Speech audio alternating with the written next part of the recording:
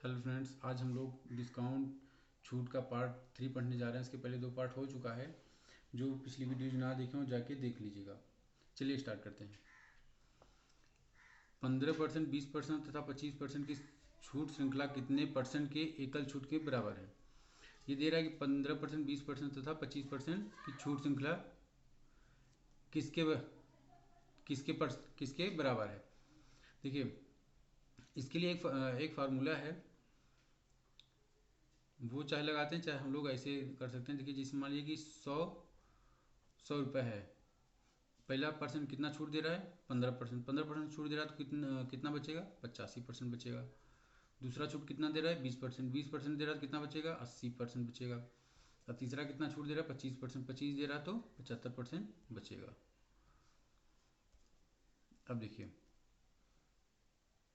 20 चौक 80, 20 पंचे 100, 25 3 75, 25 चौका 100, 5 17 में 5 20 100,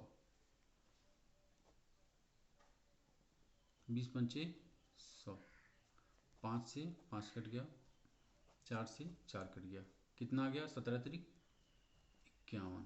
कितना बचा? 51 रुपया बचा। 100 था लेकिन 51 बचा। ये तीनों छूट देने के बाद कितना बचा? 51।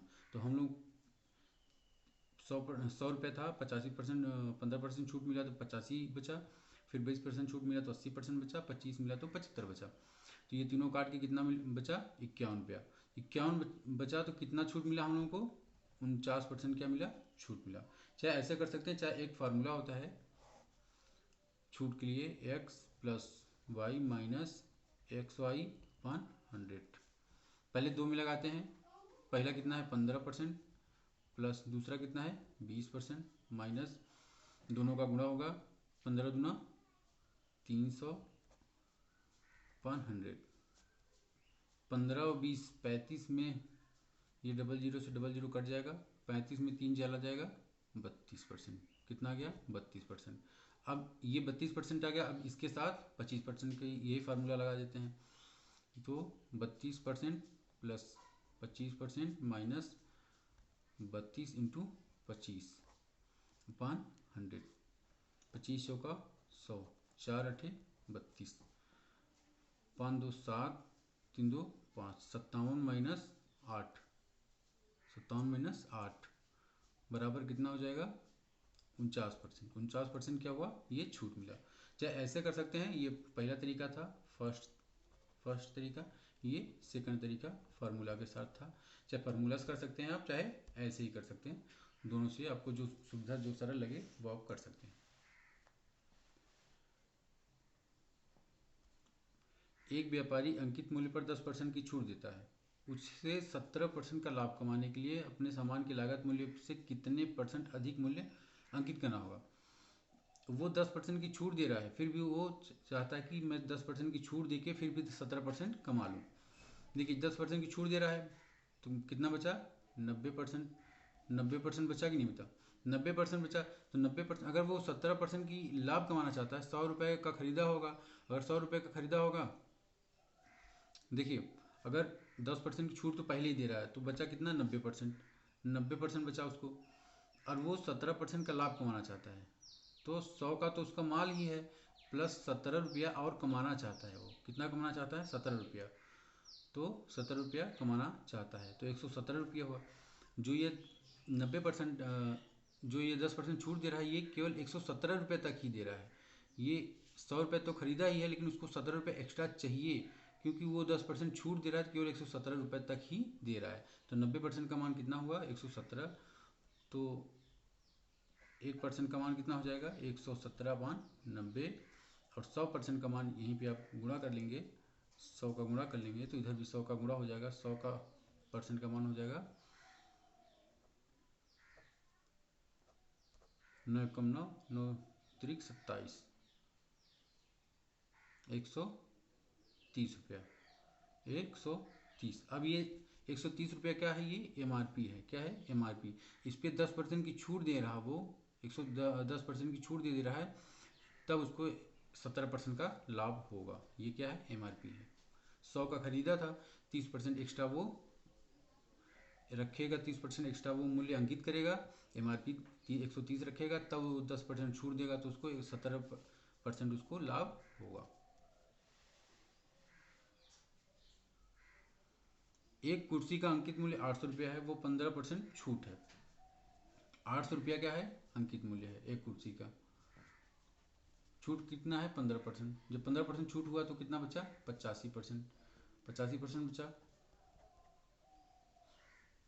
8 में 40, 8 है 64, 4 68, 680 रुपये उसका क्या हुआ? 15% छूट देने के बाद कितना बचा? 680 रुपये। लेकिन वो बोला कि कितनी अतिरिक्त छूट दी जाए कि वो 578 रुपये हो जाए। 680 तो है ही, 680 रुपये तो इसमें है ही, लेकिन कितनी अतिरिक्त छूट दी जाए कि वो 578 रुपये बचे। तो अतिरिक्त छूट के लिए x मान लेते हैं हम लोग, भाग देते हैं, 0 0 कट जाएगा, 17 चौका 68, 17 3 51, 17 चौका 68, x बराबर हो जाएगा 34 गुणे 10/4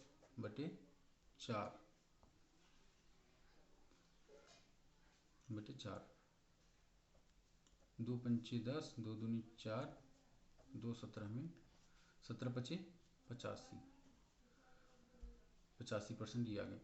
तो उसको ये तो 85% उसका मूल है, लेकिन उसको 15% इसका मतलब और छूट दिया जा रहा है, तब वो 578 रुपये होगा। ये तो 85% उसका मूल है, मूल आया है, ये 85% छूट नहीं दे रहा है। ये 100 में उसको 15% छूट दे रहा है, तभी तो 85 बचेगा। ये जो बचा हुआ चीज़ है वो बता रहा है कि ये 85% बचा है, तो ये 85% बचा है, 15% छूट दे रहा है फिर से, तो ये 578 रुपये होगा। ये जो एक बार 15%, 800 रुपये 15% एक बार दे रहा है, फिर दोबारा पूछ रहा है कि अतिरिक्त कितनी छूट दी जाए, तो फिर से 15% छूट देगा, क्योंकि 85% उसका मूल बच रहा है, तो फिर से 15% छूट देगा, तो 578 रुपये में वो बेचेगा।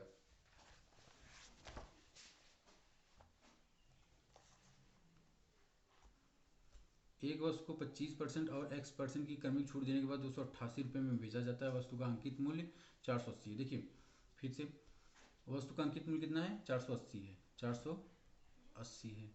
कितना छूट दे रहा है पहले वो? 25%। जो 25% दे रहा है तो कितना बचा? 75%।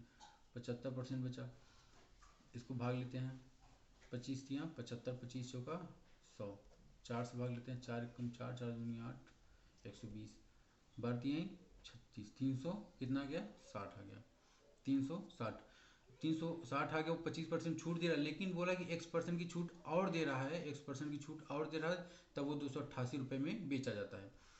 तो x% का जो छूट है वो देने के बाद ये 288 रुपये में बेचा जाता है। अब ये x% हमको निकालना है, 0 से 0 कट जाएगा, 9 चौक 36, 9 तिरिक 27, 9 दूनी 18, 4 अठे 32, 10 उधर चला जाएगा। x बराबर 8 80%।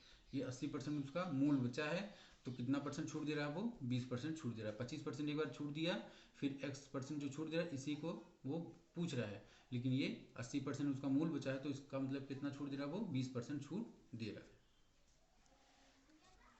आपको अगर क्वेश्चन ना समझ में आया हो तो आप स्किप कर लीजिएगा, वीडियो पहले रोक लीजिएगा, एक बार समझ लीजिएगा, रिवाइज कर लीजिएगा, फिर से देख के तब समझ के तब करिएगा। मान लीजिए नहीं समझ में आ रहा तो आप कमेंट बॉक्स में क्वेश्चन को डालेंगे, तो कल हम लोग फिर से इस क्वेश्चन को देख लेंगे। एक वस्तु की कीमत में 36% की छूट दी जाती है। पुराना मूल्य वापस लाने के लिए वर्तमान मूल्य में कितने % की वृद्धि करनी पड़ेगी? देखिए 100 रुपये का मान लीजिए एक मूल्य है, तो उसमें क्या हो रहा है? 36% की छूट दी जाती है। जब 36% की छूट दी जाती है, 36% की छूट दी जाती है, तो 100 रुपये का है, तो 36% छोड़ के कितना बचेगा? कितने में मिलेगा हमको वो? 64 में मिल जाएगा। जब 36% छोड़ रहे हैं तो 64 रुपये में ही मिलेगा, 64% बचबा ही करेगा, तो 64 रुपये में मिल जाएगा। लेकिन वो बोला कि 64 को पुनः 100 करने के लिए कितने % की वृद्धि करनी पड़ेगी? तो 64 को पुनः कितने % बढ़ाएं? x% बढ़ाएं। ये कितने % बढ़ाएं? तो x मान लेते हैं हम लोग, कितना x% ये बढ़ाएं, तो फिर से ये 64 100 हो जाएगा। देखिए 64 का x% मतलब कितना परसेंट बढ़ाएं कि 100 हो जाएगा, तो वही x% हम लोग मान लेते हैं, x% बढ़ाएंगे तो 100 हो जाएगा। अब इसको काट लेते हैं। 4 16 64, 4 25 हम 100, 4 चौको 16, 4 25 हम 100, x बराबर आ जाएगा 25 25 हम 625, नीचे 4 आ जाएगा। भाग देंगे, 4 एकम 4, 2 उधर जाएगा, 4 पंचे 20, 2 उधर जाएगा, 4 छम 24.25। तो ये x का माना गया, ये क्या गया, x का माना गया। लेकिन ये x जो है वो 100 तो पहले से ही था, 100 तो पहले से ही था। कितना बढ़ रहा है, 156.25 हो रहा है, तो 100 तो पहले से ही था। तो बढ़ कितना रहा है, 56.25% हम लोगों को बढ़ाना होगा, तब वो पुराने जो 64 है वो पुराने 100 पे ही आ जाएगा। 56.25% की वृद्धि करनी पड़ेगी।